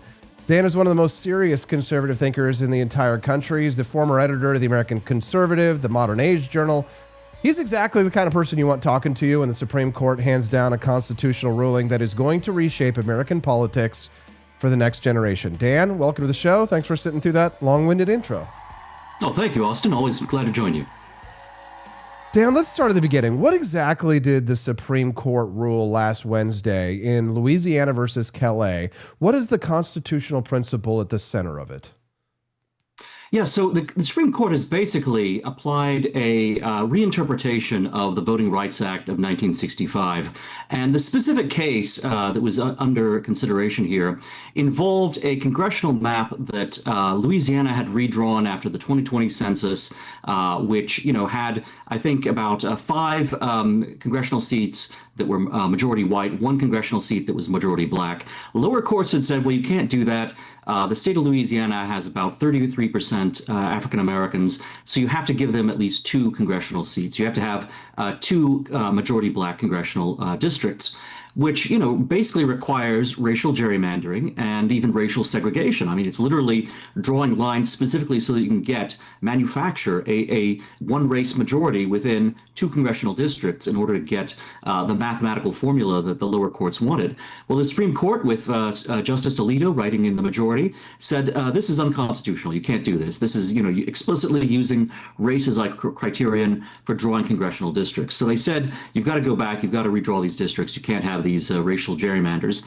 This is going to have actually a huge effect on other congressional districts. It's going to have a huge effect not only on congressional seats, but also on legislative districts as well, because a whole bevy of states have been using, this racial gerrymandering for decades now. It's actually been sort of a key component of the Democratic Party's legislative agenda in terms of making sure they have as many seats as they want to have, basically using, a kind of quota or set aside for a certain number of black majority districts in order to give, to bolster the numbers of Democrats. Without that, there's a real chance that the Congressional Black Caucus, which is about 60 members right now, could lose anywhere from 13 to 19 seats. So it's a very huge blow to the Democratic Party machine. A lot of people predicted that eventually the Civil Rights Act was going to protect white people's civil rights in this country. It appears as if we have gone through 50, 60 years of integration, racial experimentation, and a racial gerrymandering in this country in an attempt to right the wrongs of slavery, and that people feel like we've gone too far in another direction, Dan. So the Democrats say that they haven't gone far enough. Cory Booker says this is an evisceration of Section 2. Chuck Schumer says it upends half a century of precedent. Is it as significant as they are saying? Is this a massive earthquake, or is it just maybe like a minor quake that wouldn't bother the citizens of San Francisco? Well, all indications are this will be quite serious, and the fact that both Democrats and Republicans are recognizing that really suggests that indeed this is going to be, not just an earthquake, but a real shift of the tectonic plates. This is going to reshape the continents of American politics. Now, I mean, what this does actually is it's very good for black voters because it helps to free them up from what had basically become a kind of gerrymandered oligarchy. So the Democrats would create these artificial majority black districts, which would guarantee the election of a black representative, and then they would get in, some of these, black congressmen from the South in particular, who have been in office for decades and who are now, in their 70s and their 80s. And they basically can never be moved because the demographics of their district have been engineered in such a way that it simply is not competitive. This means it also isn't really competitive for a younger generation of black leaders to rise up and to replace this older generation of black leaders, who are Democrats in their 70s and 80s. So finally, this is actually going to make, first of all, the Democratic Party is going to have to appeal to black voters on something other than gerrymandering quotas and set-asides. And beyond that, the Democratic Party is probably going to be faced with having to field a new generation of black candidates, as indeed the Republicans will as well, that's actually going to help, represent blacks better than these, sort of superannuated, life tenure, basically, ancient congressmen. It's fascinating, the irony of Democrats. They say that without this, we won't be able to get black legislators elected. We won't be able to get them elected because if we can't racially gerrymander, then people won't vote for black women to go into Congress. But Dan, they had a black woman who was running for governor of Virginia, and the Democrats didn't vote for her. They voted for the white lady. Misha Swisky, who's in our chat, she's been a new fan of the show. She is commenting about Tennessee legislators are coming back Tuesday to get another seat. It's ironic now the black GOP woman has a shot to beat the white Democrat guy. Do you appreciate that irony? And what do you make of it, Dan? Yeah, I mean, and the irony is even richer in a sort of wider historical vista, right? So a lot of the, original segregationist gerrymandering that was done in the South was precisely a response to the fact that you had black Republicans getting elected from the South after the Civil War. This was something that white Democrats in the South wanted to prevent. And so they, basically used a number of rules and regulations, not just gerrymandering, but all kinds of measures designed to disenfranchise blacks and to make sure that you had a majority white Democratic one-party control of the South for decades after the Civil War.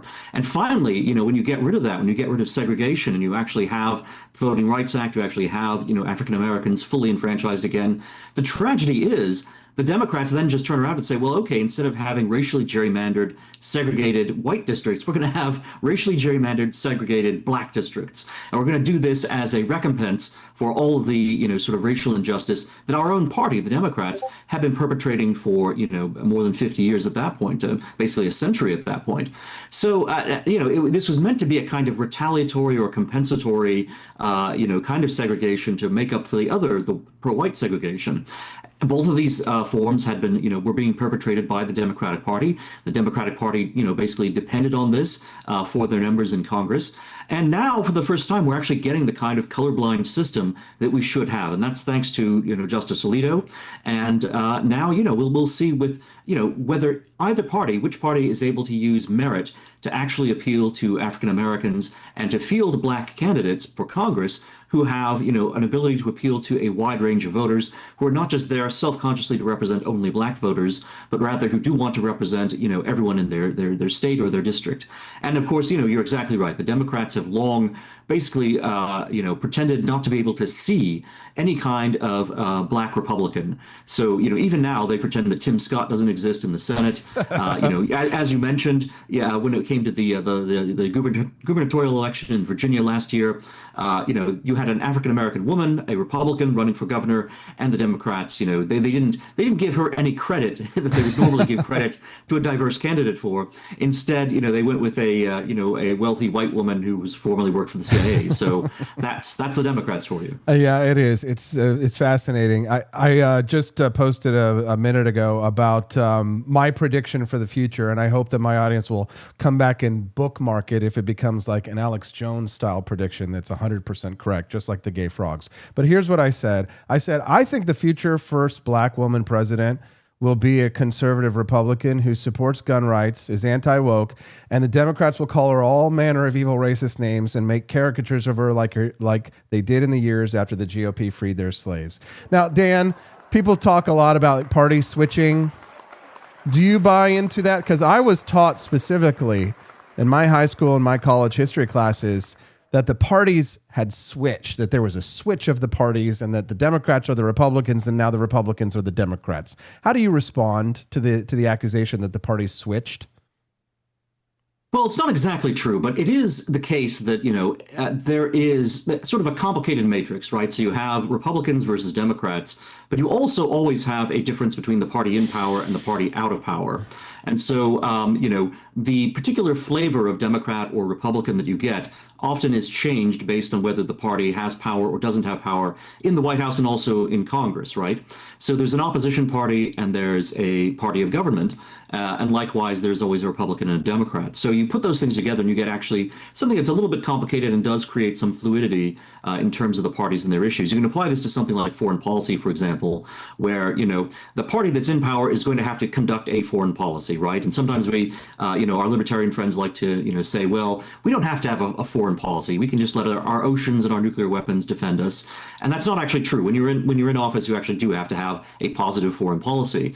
And then when you're out of office, you can either criticize the party in power for doing too much or doing too little, or sometimes if you're not worried about consistency, you can accuse them of doing both, right?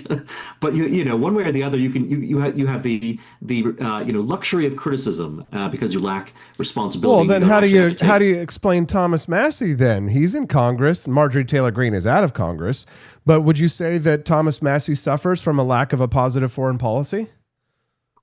Well, he has done a very odd thing with his career, right? So, I mean, he's often lauded by a number of libertarians for his foreign policy, which is consistently non-interventionist.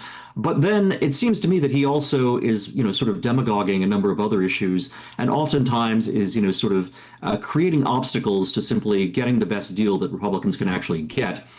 Such as lowering taxes, right? So, I mean, he was such a stickler for controlling government spending that he wound up jeopardizing the tax cuts from the last round. So things like that, I think, have put Thomas Massie kind of in bad odor with a number of voters who otherwise might actually quite like him. You know what has placed me in bad odor with a lot of my fellow libertarians, Dan, is that I consider myself to be something of a nationalist. Now, I don't know about you, but I've always been someone who thinks of libertarianism as a kind of a uniquely American philosophy in many ways, because where American nationalism is different from, say, German nationalism or Japanese nationalism, is that liberty is sort of at the center of the American project. And I kind of chafe at what the Rothbardian liberty movement has become, which is to some extent, I think, an anti-American, certainly, very highly focused on issues like Israel, which, affects us every single day, Dan, very important. But I guess I wonder if there is an opportunity for people who are pro-individual, pro-West, kind of more Javier Mileiist, to take up the mantle and run with it here in this country. Have you heard? I know Dan. I know you read far more serious things than my Libertarian Nationalist Manifesto. But could you say, broadly speaking, that there might be room in the United States for libertarians who are serious about governance, don't think that the NAP is the way to run international foreign policy, that we can defend the West and the United States and not make common cause with, say, Hamas or Hezbollah or... What do you say, Dan?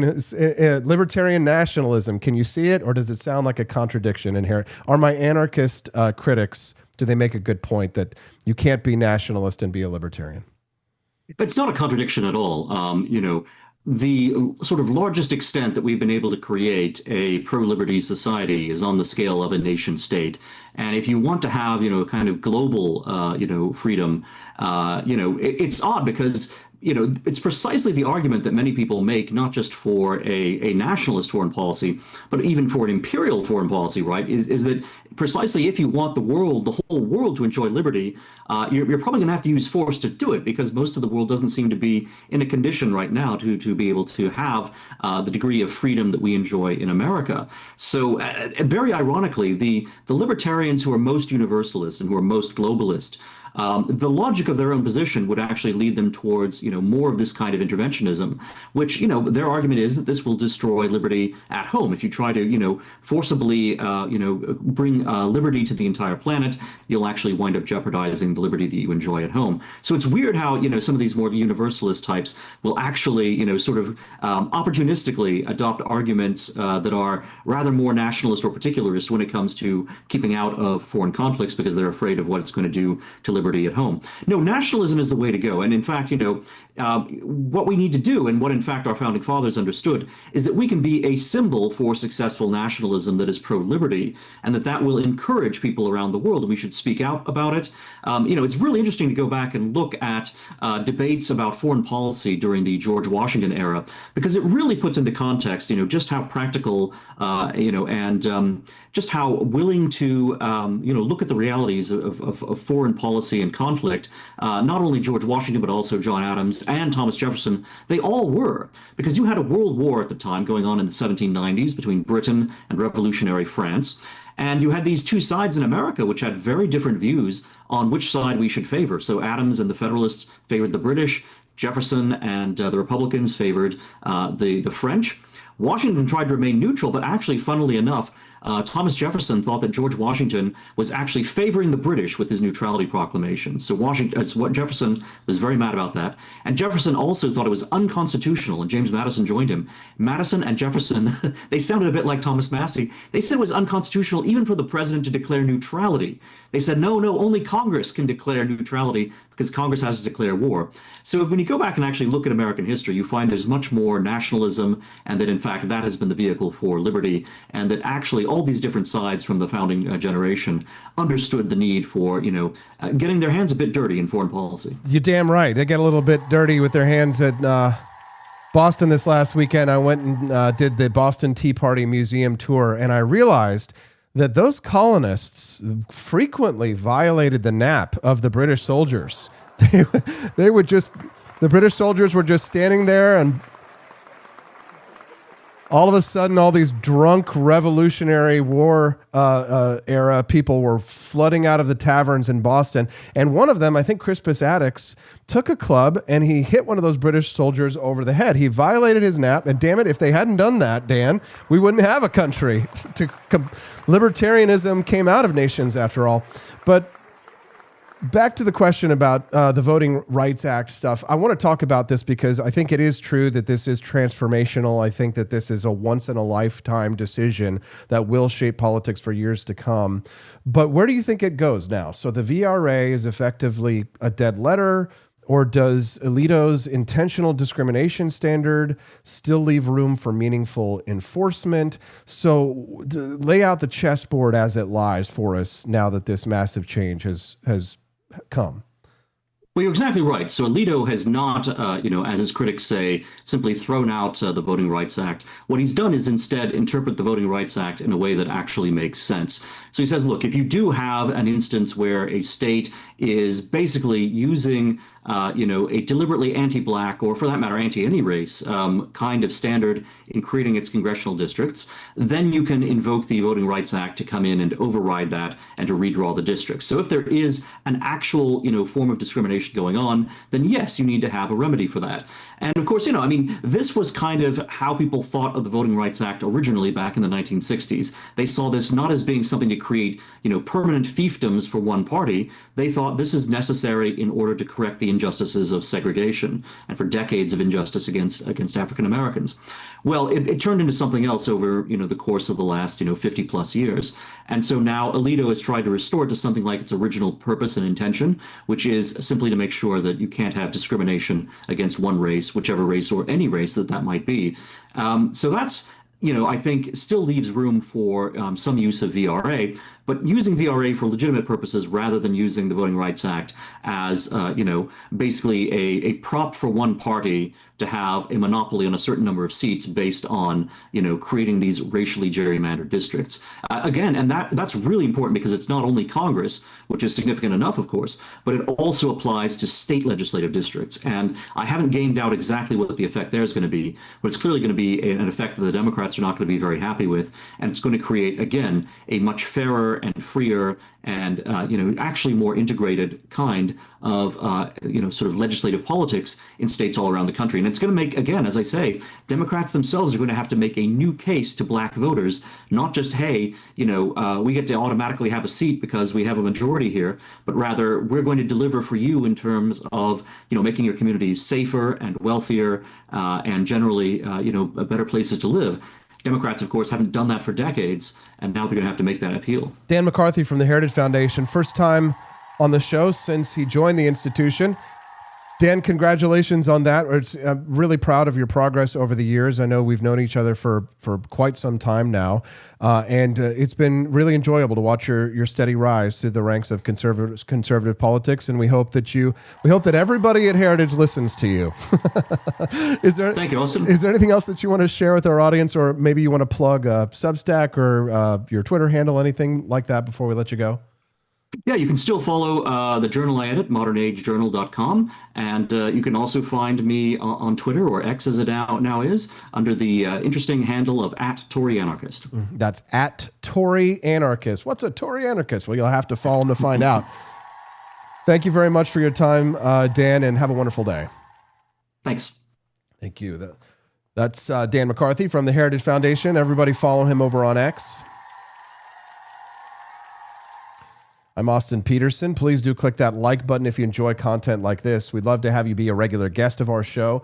If you click the follow button on the Wake Up America show's video on Rumble, you'll get a notification whenever we go live, which is 5 days a week, Monday through Friday, 7 to 9 a.m. Central Time. Also, I saw some news that it could be huge for us. It could be not that big of a deal, but it's definitely good for us. But the head of product over on X, Elon Musk's social media platform, has said that they are about to introduce an order of magnitude monetization boost for live streamers, which got my attention. Order of magnitude. So we're talking about more than 10x. We're talking about $1 billion trillion from the... Wait, are you telling me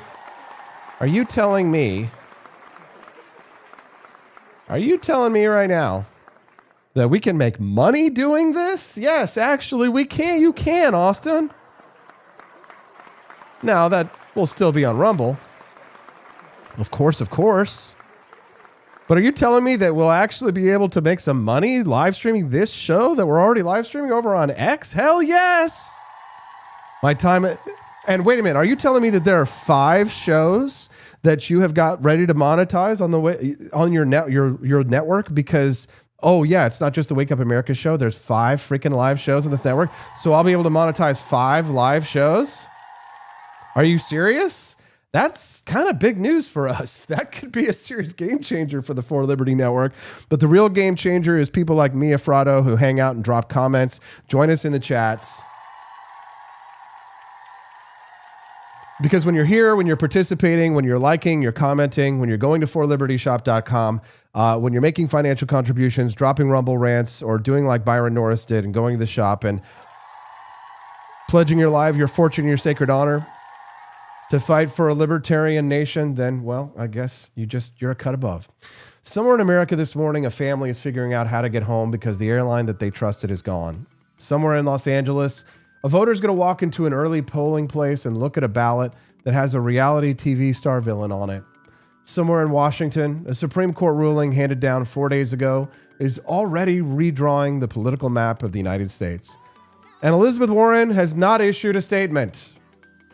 These are all the same story. They're the same story. They are. They're the story of what happens when a governing class loses contact with the people that it claims to serve, when the ideology matters more than the outcome, when the victory lap tweet is more important than the 17,000 workers who just lost their jobs. The American people are not stupid. You can fool the people sometimes, but you can't fool all the people all the times. Many people have been watching. They've been drawing conclusions. Spencer Pratt is not an accident. You will see more like him coming. The Supreme Court ruling is not an accident. It's 250 years of constitutional logic reasserting itself. Equal protection means equal protection. No asterisk. And the working people who rode Spirit Airlines, those nurses and veterans, and the young families who needed that $49 fare, they're not just abstractions in a policy paper from the Heritage Foundation. They're the reason that the Wake Up America show and the For Liberty Network exists. We fight for you. As America turns 250 years old this year, and I'll tell you what I believe. I believe that the American Republic is worth fighting for. Who's with me? Drop an American flag in the chat. I believe the Constitution means what it says. I believe that free people making free choices in free markets will outperform every central planner who ever lived. And I believe that the movement that built this country is the same movement that's going to save it. Thanks for watching the Wake Up America show. Thank you to John Miltimore. Thanks, Dan McCarthy, for joining us this morning. Make sure that you click that like before you leave. Join us. If you want to live in a Liberty Nation, help us to build the For Liberty Network. Become a member of our Peterson's Patriots. How do I join the Peterson's Patriots? You go to wakeupAmericaShow.com, click on that support link. When you see the support button, you click on it, donate $17.76 a month. That's all I ask. I ask people for $17.76. They're like, $1,776 a month. And I'm like, no. I don't need $1,776. That'd be nice, but if you could do that, please. But no, all I need is $17.76. Do it for your ancestors. Do it for a sense of patriotism if you're not already. And if you are doing it already, then God bless you. Because I know people like Joe Lattimore, St. Selma, maybe even Harville, we got him signed. Jimmy Joe Patty for sure. Have we got Salem Poor Music? Have we got Mia Fratto? Have we got you guys? I know Amy J. Eves is a patriot. I know you guys are all out there in the chat. Drop those American flags before we go. Thank you guys for all you do for us. We appreciate you very much. Don't forget, as you exit through the Griff Shop, and we'll see you guys tomorrow right back again here on the Wake Up America show. And what network is that on? Oh, yeah. It's the For Liberty Network.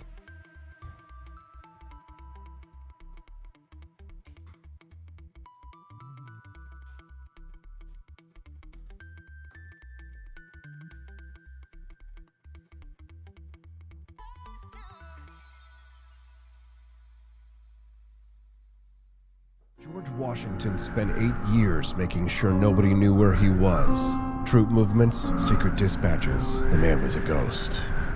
So when a barista leaned out a window and asked for his exact location in exchange for points they called stars, he looked at his flag and said, "I've already got my stars. 13 of them. Keep your dignity and your location intact. Grab a box of Washington's Revolutionary Roast at forlibertyshop.com.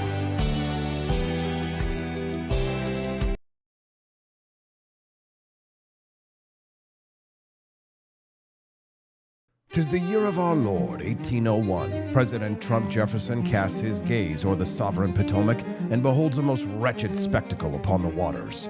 From the cursed shores of Tripoli and the welfare coffers of distant Minnesota comes the brazen Captain Ilhan Omar, commanding her fleet of Barbary pirates. She demands her ransom, billions in reparations. Yet one instrument of fortitude suffices, a steaming chalice of Jeffersonian Java, bold and unapologetic from For Liberty Shop. No more tribute to rogues, he thunders, and dispatches the Navy and Marines to smash Omar's fleet asunder. Trump Jefferson stands triumphant as Omar's plunder meets the end it deserved back in Minnesota. Jeffersonian Java, the coffee that gives true Americans the courage to refuse tribute and rebuke fraud. Procure yours at forlibertyshop.com and make America caffeinated again. In a city where businesses never sleep, the technology still crashes. When technology turns criminal, they send up the signal. He's not a myth, and he's definitely not your nephew who knows computers. He installs, he protects, he backs it up.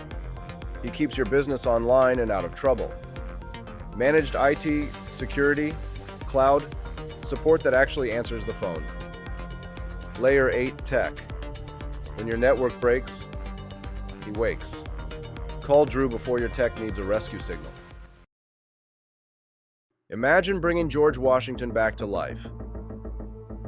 Just to explain that in 2025, men can get pregnant, waving an American flag might offend someone, and our government is $34 trillion in debt. But that's not all, George. We have drag queen story hour for toddlers. Pronouns are mandatory.